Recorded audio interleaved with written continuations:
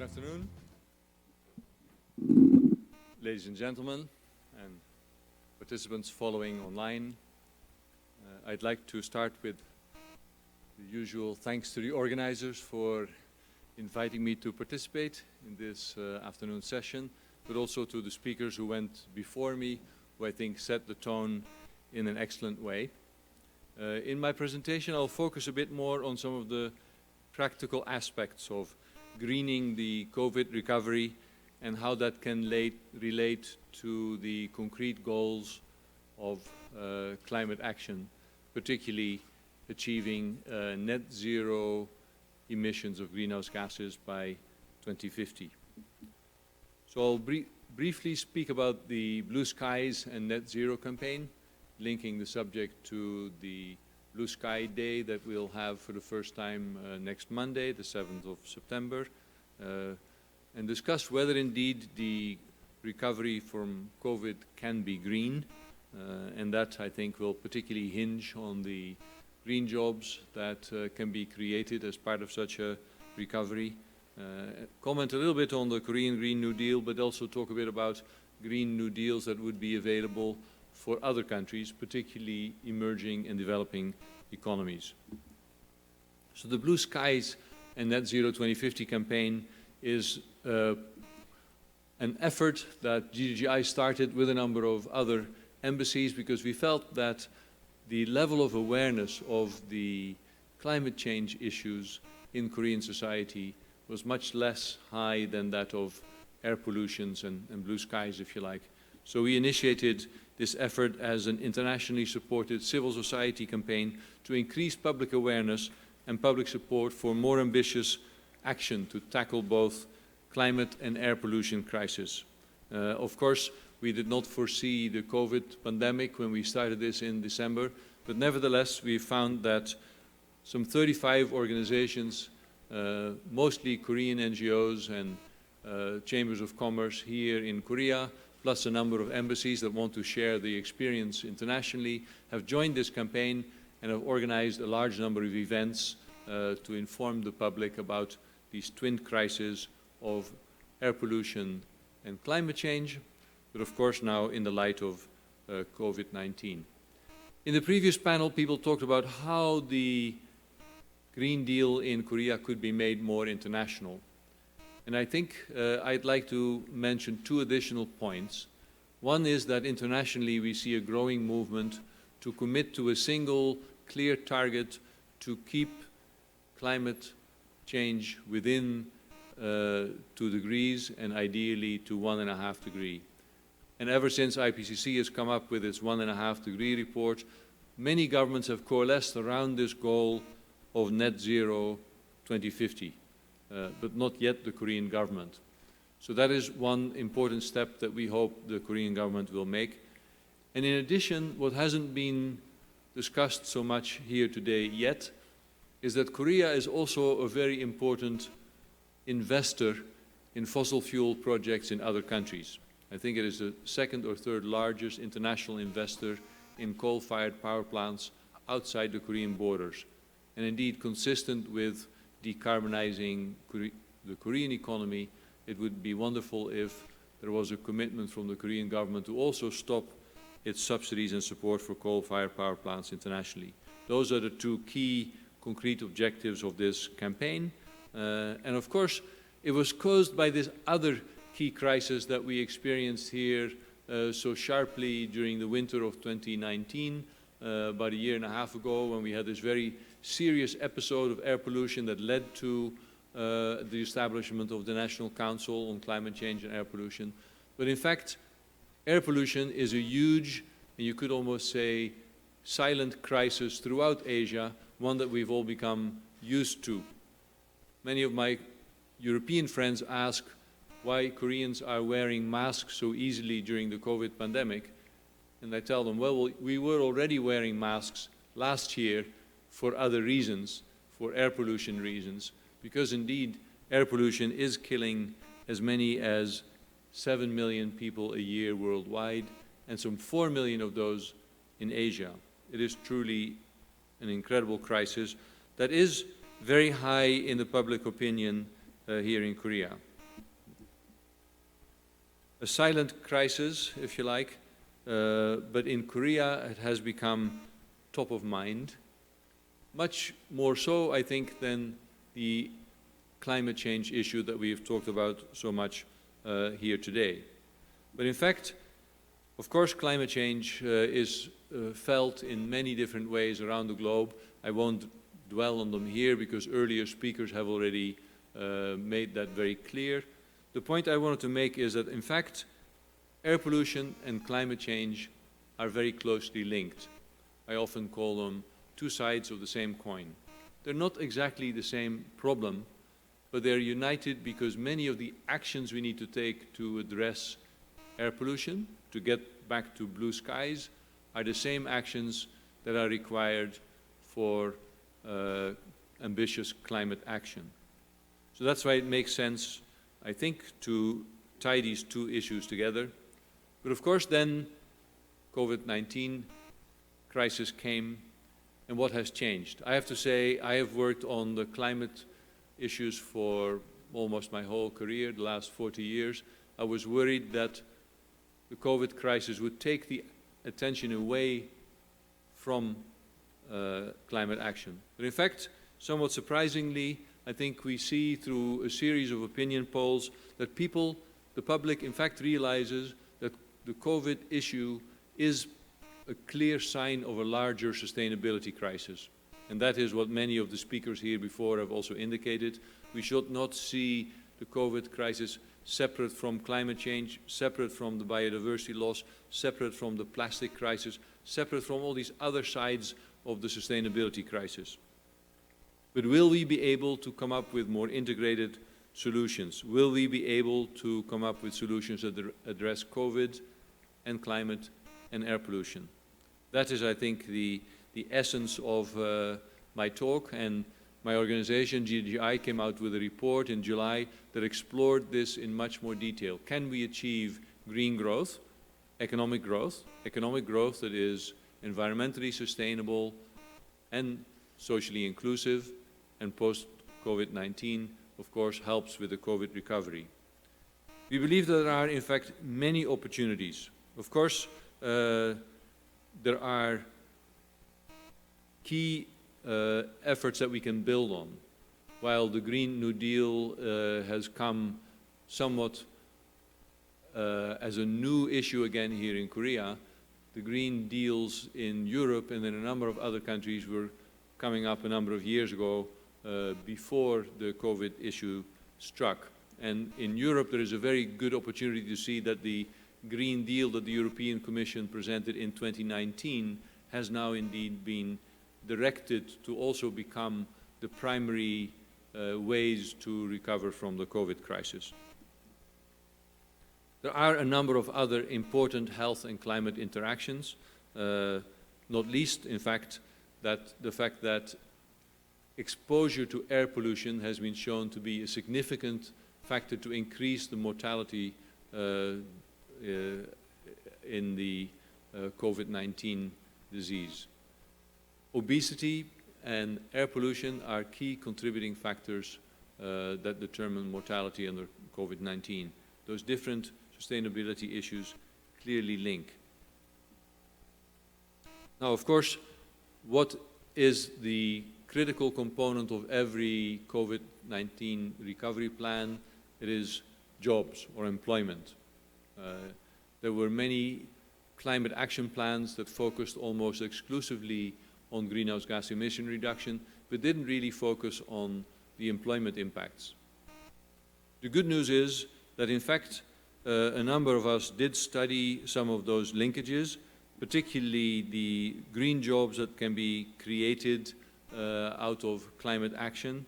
And my institute actually came up with a report also in the last few months that showed that meeting the climate commitments of a number of countries also helps to increase employment. Now, I think I'll skip this in the light of time, but particularly what I'd like to bring up is that investing in renewable energy and energy efficiency can provide numbers of jobs that are estimated to be 2 to 5 times more than the same investments in more conventional energy or infrastructure projects. And for example, for another large emerging economy, for Mexico, we demonstrated that even just meeting the nationally determined contributions for the Paris Agreement would lead to 1.5 million new jobs, which is of course extremely welcome news as part of the COVID recovery. That kind of thinking had already started in a number of countries. I mentioned here Mexico, but another one is Indonesia, for instance. Indonesia is a key exporter of coal throughout Asia, and it finds it very difficult to deal with the transition that Thomas Heller described so carefully. But in an effort to look at what the options were to decrease carbon use in their economy, they found that actually longer term, the growth potential of the Indonesian economy is higher under a low carbon pathway than under their current carbon intense pathway. And I'm using these examples to show that in other countries that have explored long-term options for their economies, they found in fact that these green transition solutions are practical, are affordable, and bring new employment. Of course, by now I think it almost needs no further introduction that renewable energy is in fact an attractive investment opportunity. Countries like India that were strongly committed to build new coal-fired power plants in 2019, just 2 years ago, held a number of auctions where they found that the price for new power plants with solar energy was cheaper than coal-fired power plants. That led to a big shift where almost all plans in India to build new coal-fired power plants went out of the window, replaced by investments in solar energy. And in fact, the COVID-19 crisis, which obviously led to a big reduction in energy use, hit particularly coal-fired power plants more than solar energy. The renewable energy proved to be more resilient during the COVID crisis, which is in fact accelerating the phase out of coal in countries like India, which I think can be an important lesson for Korea as well. Of course, it's not just solar panels and solar energy. Combined with energy storage, which is a key component of green transition, but batteries are a key part of many other pieces of equipment that we all use on a daily basis, and the price of batteries has come down so rapidly that now indeed electric mobility is really becoming an attractive option, not just in advanced economies, not just in places like Norway, where the majority of new cars that are bought this year are electric, but even in places like Laos, a relatively lowly developed economy, but where electric motorcycles today are cheaper than their fossil fuel variants. So we believe that we are also close to a break point where suddenly there can be a disruption, but now I'm talking about a positive disruption towards a green model. So renewable energy and batteries are practical, commercially attractive opportunities today. Hydrogen is a bit further away in the future, but many countries, including Korea, Japan, Australia, and the European Union, are investing heavily in hydrogen because longer term it may be an excellent solution to store renewable energy and to overcome the problems of, if you like, variable production of renewable energy. Particularly, of course, if that hydrogen is produced through clean energy. Much less technologically advanced opportunities exist around energy efficiency of buildings. Those are not fancy technologies. In fact, greening buildings is a relatively simple technology that seems to be underinvested. There are relatively few really green buildings in Korea, for instance, and there is a large opportunity to invest in greening buildings, making buildings more energy efficient, that also bring a large number of new jobs. And in fact, many of these green COVID recovery packages rely heavily on investments in retrofitting new buildings, or retrofitting old buildings rather, to bring about the employment effect that they're going for. Many opportunities around buildings, and those indeed go for many different types of economies as well. A little bit less mainstream than what I've just talked about are nature-based solutions. But there are many reports now that in fact reforestation or rehabilitation of degraded ecosystems is one of the most effective ways to reduce carbon intensity in the economy, which is combined with bringing a high level of new employment. And the third element that Patrick Verkooyen brought up earlier today, increasing resilience to climate change. So nature-based solutions can be a triple win. They can indeed help with reducing emissions, can help with greening the COVID recovery, and can make us more resilient to climate change. One element that I like particularly in Korea's Green Deal is that it also places emphasis on green entrepreneurship. Because while there is a lot of emphasis generally on the large companies that get the largest share of the support, the largest number of new jobs tends to come from small and medium enterprises, and indeed innovation happens usually not through the large established companies, but through the smaller companies, small and medium enterprises. And there is a critical element of support in the Green New Deal in Korea for innovation and for entrepreneurship that I think is quite important and lacking in many of the other countries that we work in developing countries, something that we work to support. Can I mention one element that is, I think, very important in all these discussions that we haven't yet raised, and that is this net zero target requires leadership. And I have here a picture in the slide of the Danish Prime Minister, then new Prime Minister, who in September last year went to the UNGA to announce a very aggressive carbon reduction target, 70% reduction of emissions by 2030, one of the most aggressive in the world. But why I'm bringing it up here is that what was most interesting to me was that she had Danish industry, Danish businesses, federations of industry that are so well represented in this future report session here today as well, behind the government, not opposite the government. Danish industry, Danish banks, Danish pension funds want to invest in this green transition because they see this as the competitive edge that Danish industry will have in the green economy going forward. That is something that I would love to see more of here in Korea as well.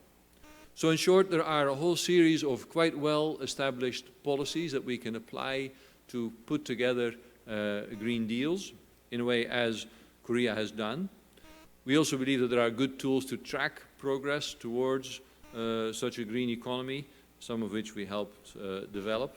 And we were personally, and as an organization, very pleased to see President Moon commit to a Green New Deal. However, indeed, we'd love to see a clear target in Korea's Green Deal. So between now and the P4G summit that Korea aims to organize somewhere in May or June next year, also delayed because of COVID, we hope that Korea will indeed commit to a zero carbon target, net zero 2050. But as I mentioned, the current deal has a number of very nice elements in it, quite in line with the more international recommendations that I just shared with you. And indeed, GGGI has come up with a more generic Green Deal for developing countries as well, one that has a bit more emphasis on natural capital investment than the Korea Green Deal has, and particularly for developing countries, more emphasis on rural economies, on climate-smart agriculture, but there is also a lot of overlap in the investments in renewable energy and green innovation that we see in the Korean deal. So in short, we have come up with a sort of standard package, a recommended Green Deal for emerging and developing economies, where a modular investment of about $1 billion, split among key sectors as we indicate here, would lead to new jobs on the order of 250,000, a quarter of a million, with a bit of difference between emerging and developing economies. But we would recommend indeed more investment in R&D for emerging economies and more support for poor people in rural areas in the least developed countries. With that, I've hoped to have given you a bit of a perspective of how Korea's Green Deal fits inside, if you like, the more international experience. And particularly, I'd like to express my hopes that in the next year or so, we'll see the Korean government commit to net zero 2050 target. Thank you.